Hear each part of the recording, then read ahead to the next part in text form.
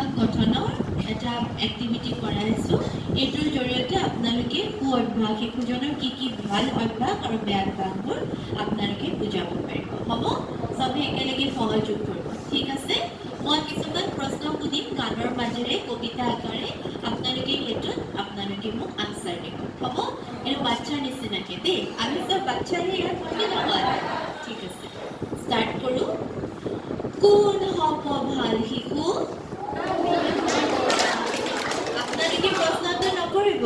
মই প্ৰশ্ন কৰি আপোনালোকে উত্তৰ দিব। আমি হম, আমি হম, আমি নহওঁ, আমি নহওঁ। হ'ব? ঠিক আছে, চিঞৰি। কোন হ'ব ভাল শিশু? চাপৰি মাৰি। কোন হ'ব ভাল শিশু? কোন হ'ব বেয়া শিশু? কোন হ'ব বেয়া শিশু? কোন উঠিব সোনকালে পুৱাই? কোন উঠিব দেৰিকে পুৱাই? কোন উঠিব সোনকালে পুৱাই? কোন উঠিব দেৰিকে পুৱাই?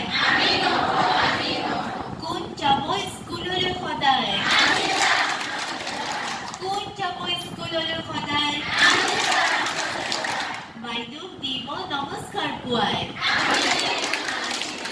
কোনে ক'ব সঁচা কথা? কোনে ক'ব মিছা কথা? কোনে ক'ব সঁচা কথা?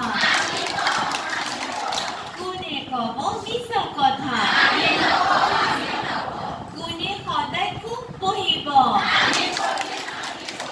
কোনে সদায় কাজিয়া কৰিব? কোনে সদায় খুব পঢ়িব? কোনে সদায় কাজিয়া কৰিব?